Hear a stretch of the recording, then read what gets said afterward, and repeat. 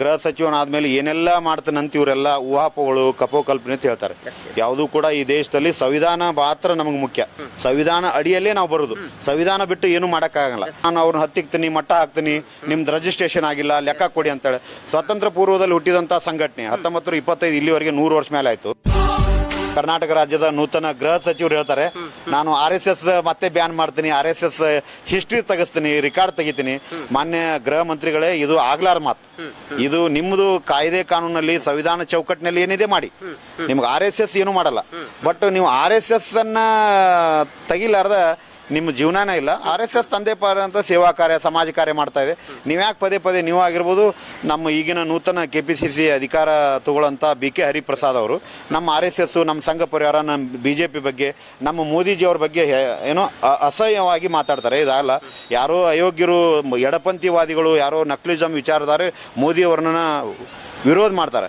ನೀವು ಇಡೀ ದೇಶದಲ್ಲಿ ಇವತ್ತು ನಮ್ಮ ರಾಷ್ಟ್ರಭಕ್ತ ಅನೇಕ ಮುಸಲ್ಮಾನರು ಕೂಡ ಮೋದಿಜಿಯವ್ರನ್ನ ಸ್ವಾಗತ ಮಾಡ್ತಾರೆ. ಅನೇಕ ದೇಶದಲ್ಲಿದ್ದಾರೆ. ಯಾವುದೋ ಒಂದು ಕಾಕ್ರೋಚ್ ಅಂತ ಇತ್ತೀಚೆಗೆ ಸೋಷಿಯಲ್ ಮೀಡಿಯಾದಲ್ಲಿ ಹುಟ್ಟಿದಂಥ ಒಂದು ನಾಲಾಯಕ ಪಾರ್ಟಿ, ಅದು ನಮ್ಮ ದೇಶ ವಿರೋಧಿ. ನಮ್ಮ ದೇಶದಲ್ಲಿ ಇರುವಂಥ ನಕ್ಲಿಸಮ್ಮು, ನಮ್ಮ ದೇಶದ ದೇಶ ವಿರೋಧಿ ಚಟುವಟಿಕೆ ಹೇಳಿಕೆ ಕೊಡುವಂಥ ಕಾಕ್ರೋಚ್. ಯಾವುದೋ ದೆಹಲಿಯಲ್ಲಿ ಒಬ್ಬ ಸುಪ್ರೀಂ ಕೋರ್ಟಿನ ಮುಖ್ಯ ನ್ಯಾಯಮೂರ್ತಿ ಅವರು ಹೋರಾಟಕ್ಕೆ ಅರ್ಥವಿಲ್ಲ, ಅನರ್ಥ ಅಂತ ಒಂದು ಯಾವುದೇ ಜಿರಳಿ ಅಂತ ಹೆಸರು ಹೇಳಿದಾಗ, ಅದೇ ಜಿರಳಿಯನ್ನು ಇವರು ಕಾಕ್ರೋಚ್ ಅಂತಿಟ್ಟು ನಮ್ಮ ದೇಶ ವಿರೋಧಿ, ಉದಾಹರಣೆಗೆ ಬಾಂಗ್ಲಾದೇಶಿ, ಅಫ್ಘಾನಿಸ್ತಾನ, ಕಜಕಿಸ್ತಾನು, ಬೇರೆ ಬೇರೆ ನಮ್ಮ ಯಾವ ಈ ಚೈನಾ, ಜಪಾನ್ ಏನಿದೆ, ನಮ್ಮ ಭಾರತವನ್ನು ವಿಷಮಕಾರಿ ಮಾಡಿ ನಮ್ಮ ದೇಶದ ಆರ್ಥಿಕ ವ್ಯವಸ್ಥೆಯನ್ನು ಬುಡ ಮೇಲೆ ಮಾಡಬೇಕು, ಮೋದಿ ಅವರ ಹೆಸರು ಕೆಡಬೇಕು. ಇದು ಸರಿಯಲ್ಲ. ಬರುವಂಥ ದಿನಮಾನಗಳಲ್ಲಿ ಈ ದೇಶದಲ್ಲಿ ಎಲ್ಲ ದೇಶಭಕ್ತ ಮುಸಲ್ಮಾನರು, ನನ್ನಂಥವರು, ದೇಶವಾಸಿಗಳ ಎಲ್ಲ ಬಂಧು ಬಾಂಧವರು ನರೇಂದ್ರ ಮೋದಿಗೆ ಹೆಚ್ಚಿನ ಸಂಖ್ಯೆಯಲ್ಲಿ ಮತ್ತೆ ಅವ್ರ ಕೈ ಬೆಂಬಲ ಪಡಿಸ್ತಾರೆ. ಅತಿ ಹೆಚ್ಚು ಅವರು ಸಮರ್ಥವಾಗಿ ಅಧಿಕಾರವನ್ನು ಎಲ್ಲರಿಗೂ ಸಮಾನವಾಗಿ ಮತ್ತು ಸುಭದ್ರವಾಗಿ ಸರ್ಕಾರ ನಡೆಸ್ತಾರೆ. ಅವರು ಉದಾಹರಣೆಗೆ ನಮ್ಮ ಸಮಾಜದ, ಮುಸಲ್ಮಾನರ ಸಮಾಜದ ತ್ರಿಬಲ್ ತಲಾಕ್ ಇರ್ಬೋದು. ನೀವು ಎಷ್ಟೋ ನಮ್ಮ ಮುಸಲ್ಮಾನ ಸಮಾಜದ ಹೆಣ್ಮಕ್ಳಿಗೆ ಅನ್ಯಾಯ ಆಕೈತೆ.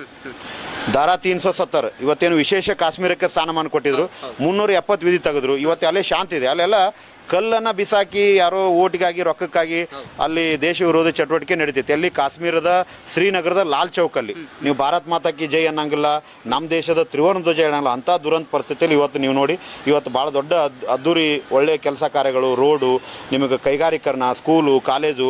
ನಮ್ಮ ದೇಶದಲ್ಲಿ ಮೊದಲು ಇಂದಿರಾ ಮತ್ತು ನೆಹರು ಕಾಲದಲ್ಲಿ 64 ಇದ್ದು, ಇವತ್ತಿಗೆ ಹತ್ತತ್ರ ನಿಮ್ಗೆ 164 ಏರ್ಪೋರ್ಟ್ಗಳಿದೆ. IIM, IITಗಳು